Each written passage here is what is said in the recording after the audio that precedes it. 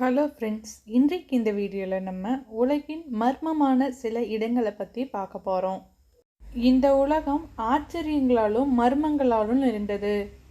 நம்ம எல்லாருக்கும் பேய் கதைகள் கேட்கறதுனா ரொம்ப பிடிக்கும். அப்படி கேட்டாலும் சில நேரங்களில் அது நம்ம மனசை விட்டே போகாது. ஒரு சில நாளில் நம்மளால் தூங்கக்கூட முடியாது, அவ்வளோ பெரிய தாக்கத்தை ஏற்படுத்தும். அந்த மாதிரியான நம்ம ரொம்ப பயமுறுத்துகிற மோசமான பேய்கள் நிறைந்த சில இடங்களை நம்ம பார்க்க போகிறோம். ஏன்னா இந்த இடங்கள்ல எல்லாம் கொடூரமான பேய்களும் கொடூரமான செயல்களும் இருப்பதா அங்கே இருக்கிறவங்களாம் தெரிவிச்சிருக்காங்க. இதையெல்லாம் பார்க்குறதுக்கு முன்னாடி இந்த சேனலை சப்ஸ்கிரைப் பண்ணலைன்னா சப்ஸ்கிரைப் பண்ணிக்கோங்க. கூடவே பக்கத்தில் இருக்கிற பெல்லைக்கானை ப்ரெஸ் பண்ணிங்கன்னா நம்ம சேனலில் எந்த வீடியோ போட்டாலும் உடனுக்குடன் உங்களுக்கு நோட்டிஃபிகேஷன் வரும். அதில் ஃபஸ்ட்டு இடம் என்னென்னு பார்த்தீங்கன்னா ஐலா டி லாஸ் முனேகாஸ் அப்படிங்கிற ஒரு தீவு. உலகத்திலேயே நம்ம பார்த்ததும் பயத்தை உண்டாக்குற ஒரு தீவு அப்படின்னா இந்த மெக்சிகோ நகரத்துக்கு பக்கத்தில் இருக்கிற இந்த ஐலா டி லாஸ் முனேகாஸ் அப்படிங்கிற ஒரு தீவு தான். ஏன்னு பார்த்திங்கன்னா இந்த ஏரியாவில் இருக்கிற ஒவ்வொரு மரத்திலும் வீட்டிலும் பல்வேறு விதமான பொம்மைகள் தொங்க விட்டுருப்பாங்களாம். இங்கே இருக்கிற இடம் பொம்மைகள் அதையெல்லாம் பார்க்கும்போது நமக்கே இங்கே ஏதோ நடக்கிற மாதிரி தோணும். இதை பற்றி இங்கே இருக்கிறவங்க கிட்ட கேட்டால் அவங்க என்ன சொல்கிறாங்கன்னு பார்த்திங்கன்னா நைட் ஆனால் இங்கே பயங்கரமான சத்தம் கேட்கும் அப்படின்னு சொல்கிறாங்க. அடுத்ததாக நமக்கு மர்மங்கள் நிறைந்ததாக கருதப்படுறது டெட்மேனின் தீவு. இந்த டெட்மேனின் தீவு எங்கே இருக்குது அப்படின்னு பார்த்திங்கன்னா கனடாவில் பிரிட்டிஷ் கொலம்பியாவில் உள்ள பாக்கூர் துறைமுகத்தில் இது இருக்குது. இந்த தீவு பார்த்திங்கன்னா 1888 1892 இடைப்பட்ட காலத்தில் இது ஒரு மயானமாக இருந்திருக்கு. இந்த மயானத்தில் பார்த்திங்கன்னா சின்னம்மை, அதாவது சிக்கன் பாக்ஸ் யாராவது டெத் ஆகிட்டாங்கன்னா அவங்களையெல்லாம் கொண்டு போய் இந்த தீவில் தான் புதைச்சிருக்காங்க. 1892 அப்புறமா பார்த்திங்கன்னா கனடா கடற்படையினர் அந்த இடத்துல ஒரு கூடாரம், ஒரு ஷெட் போட்டு அங்கே தங்கியிருக்காங்க. அப்படி அவங்க அந்த இடத்துல தங்கி இருக்கும்போது அந்த இறந்தவங்களோட கூச்சல் சத்தம் மற்றும் அவங்களோட எலும்புகளோட சத்தம் இதெல்லாம் கேட்டதாக அவங்க சொல்கிறாங்க. இந்த சிக்கன் பாக்ஸுங்கிறது 1888 ஒரு இப்போ இருக்க கொரோனா மாதிரி அது ஒரு உயிர்கொல்லி நோயாக இருந்தது. ஸோ அந்த இடம் இப்போவும் மர்மம் நிறைஞ்சதாக இருக்குது. மூன்றாவதாக மர்மம் நிறைஞ்ச பகுதியாக நம்ம எடுத்துக்கிறது பார்த்திங்கன்னா ஜப்பானில் இருக்கிற ஒக்கினவா தீவு. ஜப்பானில் தெற்கு பகுதியில் அமைஞ்சிருக்கிறது தான் இந்த ஒக்கினவா தீவு. அதில் பார்த்திங்கன்னா அங்கே எந்த பில்டிங் கட்டினாலும் எந்த பில்டிங்குமே கம்ப்ளீட்டாக கட்டப்பட முடியாத ஒரு நிலைமை இருக்குது. இந்த ஏரியாவில் இருக்கிற ஒரு கெட்ட சக்தி அதை தடுக்கிறதா சொல்லிட்டு இருக்காங்க. இதனாலேயே இங்கே நிறைய மர்மமான விஷயங்கள் நடக்கிறது.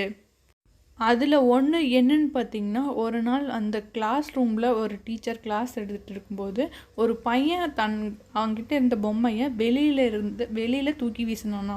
ஏன் அப்படி வீசினான்னு கேட்டதுக்கு அங்கே வெளியிலேருந்து ஒரு சிறுவன் கேட்குறதா சொன்னானா. பட் வெளியே போய் பார்த்தா அப்படி யாருமே இல்லையாம்.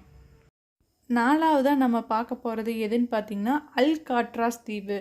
இந்த அல்காட்ராஸ் தீவு எங்கே இருக்குதுன்னு பார்த்திங்கன்னா சான் ஃப்ரான்சிஸ்கோ விரிகுடாவில் இந்த அல்காட்ராஸ் தீவு இருக்குது.